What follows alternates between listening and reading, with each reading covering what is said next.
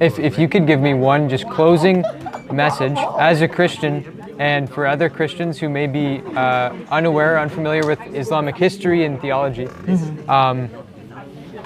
if there are some people who are... Sorry. Yeah, no, of course. Flight time is almost there, so oh, seriously? we should leave. Yeah, absolutely. Flight time is 6:15, so we have to get there maybe 2 hours before. Yeah, so absolutely. You should. So maybe take the off. last question then, inshallah. Yeah. Oh yeah, I'll keep it concise, 100%. If some Christians or atheists or whatnot are I hope you alarmed guys are able by, to listen from the back. I'm not sure. I know, eh? If the voice is coming or not. Maybe you can come this way, Matthew. Yeah, 100%. Just come this way. I want them to be, Sure. Part of the conversation. आप बंद कर दे सकते हो क्योंकि वो already record हो रहा कहीं से भी. शुक्रिया क्योंकि हाथ आपको पकड़ के रखना है जी. इसको So is there an end point to this, Dr. Sabeel? Because I also want to talk to you. How long is this going to go on? Last question. Okay. Yeah, because Very, I have very to final. go I'll be quick. to the airport anyway. Yes. So nice meeting you, right? Think about what the doctor mentioned. Think about what you learned from here, because God. I'm coming back on Friday. Oh, you are. Okay, wonderful. Okay. To learn more. Very good. Very good. So welcome back. May God guide you. May God bless you. And Sister Daphne is this much. there. Alhamdulillah. So good. 0.01% away. Oh, thanks Yes, so yes. much. Okay. And we pray that may God also guide you, so you can formally of your own choice adopt the way of life that all the prophets of the past they came to preach to their people. And then the best reward would be you will have the peace, the content, the discipline, the purpose, the guidance and the solutions now. But inshallah, the greatest reward would be God's, by mercy, God's paradise. So we pray for you for that. Thanks for coming. See you on Friday. Other people would be here. Okay? Yes. So nice seeing You're you. coming? Okay, thank you. All right, brother Matthew is here. Okay. Very quickly. Sure. For some people who may be alarmed by misconceptions about violence done in the name of Allah or just done in the name of God, how would you say, from the life of Muhammad and from the Hadith and from the Quran, that Islam is unequivocally a religion of peace and not violence? How would you reassure people who might be questioning that? Sure. All right. And I know we only have 5 minutes to go, right? Okay. So that's a good question. It's really important for any Christian, any human, right? Right. We have to have a separation between the perfect faith of Islam and the imperfect followers of Islam. All right? Brilliant. It's really important. Yeah. So if you just take Muslims, they are good apples, many of them, majority of them, then they are bad apples because of their own shortcomings, not because of Islam. Right. So if the media only covers the bad apples of the followers of Islam, it appears as if every Muslim is bad and it gives a bad perception about Islam. Right. Okay. When I was in India, I used to watch like the media from here, and they always used to speak about the gun violence in Chicago. Right. All right, all the suicides, the homicide, the extremism, the gun, all of these, and I was really fearful for my life when I came here. Okay. When I used to go in the school bus as a child, I literally used to pray to God. Okay, may God take me safe, bring me back safe. This is such a country with so much violence in there, because the media was planting that in me. It was only doing the 24-hour coverage only to the bad elements of the society.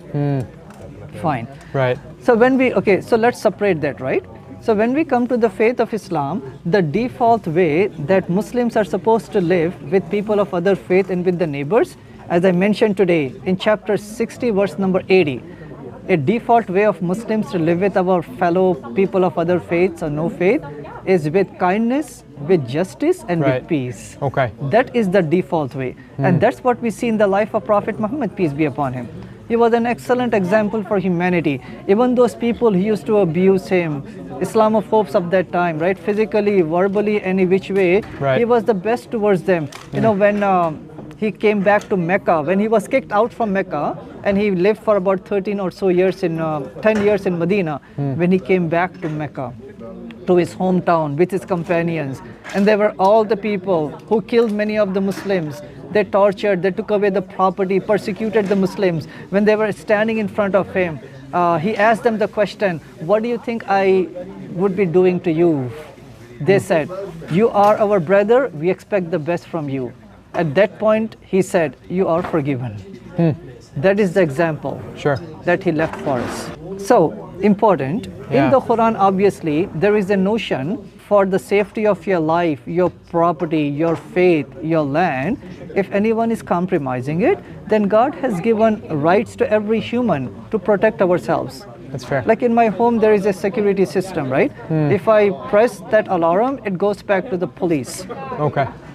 If there is no alarm system, I may still pick up a baseball bat, a cricket bat, just to protect my family. Of course. In case if something happens. Right. That's a God-given right for every human. Absolutely. Not about any religious person, any human, right? Okay. So Islam also has a concept of defending ourselves. Sure. There's a passage in the Quran, chapter 2, verse number 190. So God is saying that fight in the cause of God for those who fight against you. But do not go to extreme, because God does not love the extremist.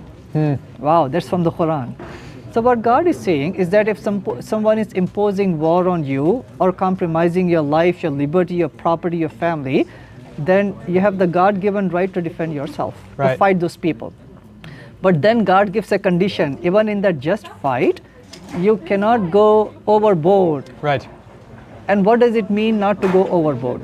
Quran gives conditions. Okay. Chapter 5, verse number 32 says that taking one innocent life is like taking the life of all of humanity. God does not say the life of a Muslim here. Right. Any innocent life, any life, according to God, every life is equal, every blood is sacred, and every soul is precious in Islam. That's from the Quran, chapter 5, verse number 32. Right, okay.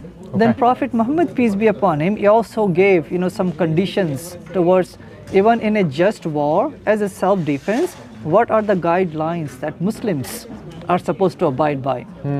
Example, you cannot harm, you cannot touch, you cannot kill non-combatants. Yes, that's so important. I wish humanity can learn from that, what's happening now today. Sure. Also, the condition is that you cannot destroy places of worship. You cannot compromise the resources even of the enemy civilian population. For example, you cannot destroy the internet resources, the water resources, right? The oil, the petrol, the gas, the food, the medicine. Right. Even for the enemy civilian population, you have to preserve it. You cannot destroy it compared to what people are doing. Right. There is no indiscriminate bombing in Islam. There is no Hiroshima, Nagasaki in Islam. There is no carpet bombing in Islam. To that extent, Islam wants to preserve every single life, especially of the innocent. Right.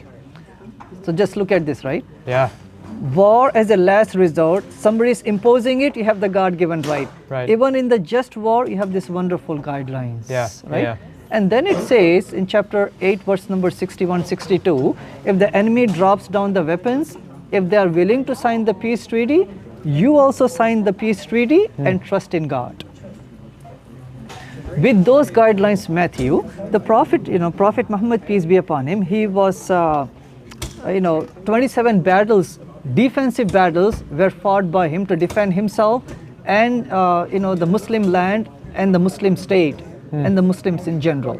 And also the non-Muslims who were living up there. So he fought 27 defensive battles. In all of those 27 defensive battles, the maximum number of people who got killed, they were only soldiers, and they were numbering about 1,200 max altogether, right? Okay. Compare that to World War II. Yeah, seriously. The number of soldiers that took part in World War II, they were approximately 10 million. But the number of people who died in World War II, they were 54 million. Yeah. That means majority, they were non-combatants, innocent people. Right. Look at how Islam's guidelines protects humanity, women, children, innocent. Sure. Without Islamic guidelines, even in our day and century, how much chaos and harm, genocide it's causing. Even in warfare, Islam has guidelines, it is best for humanity. That's the message you can take to your church. That's brilliant. Very thorough. Thank you so much. Sure. I, Welcome. Yeah, no, I will try my best to remember as much of that as possible. But no, that was wonderful.